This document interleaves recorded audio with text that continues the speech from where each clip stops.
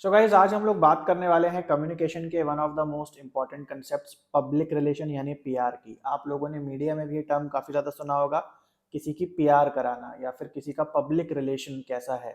तो public relation जो है जनरली जो बड़े ब्रांड्स होते हैं या उनके प्रोडक्ट्स होते हैं, जो बड़े सेलिब्रिटीज होते हैं, वो अपना कराते हैं। इसका मतलब होता है कि जनता के सामने अपनी एक सर्टेन इमेज को क्रिएट करना।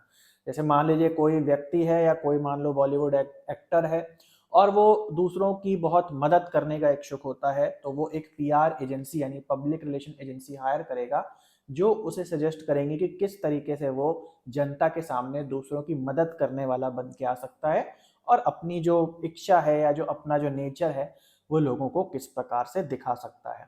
तो ये जितने भी ब्रांड्स होते हैं, जितने भी प्रोडक्ट्स होते हैं, वो ऐसी कंपनीज को हायर करते हैं और एक मार्केटिंग स्ट्रैटेजी के तहत वो एक जनता से रिलेशन बनाने की कोशिश करते हैं और इसी रिलेशन को बोला जाता है पब्लिक रिलेशन।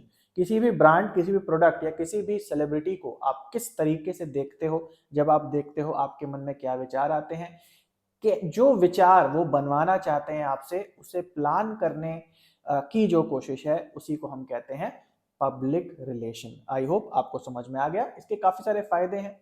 जनता हमें कैसे देखे ये उससे तय किया जा सकता है, ये उसका प्रचार किया जा सकता है। इसके अलावा अगर कोई कंट्रोवर्सी हो जाए किसी प्रोडक्ट के लिए, किसी ब्रांड के लिए, किसी व्यक्ति विशेष के लिए, तो वो भी पब्लिक रिलेशन के थ्रू, सोशल मीडिया के थ्रू अपनी एक इमेज को सुधारने का भी काम कर सकता है। तो ये सारी की सारी चीजें पब्लिक रिलेशन में आती हैं। आई होप आपको समझ में आ गया। समझ में आया तो ऐसे और वीडियोस देखने के लिए सब्सक्राइब जरूर से करें।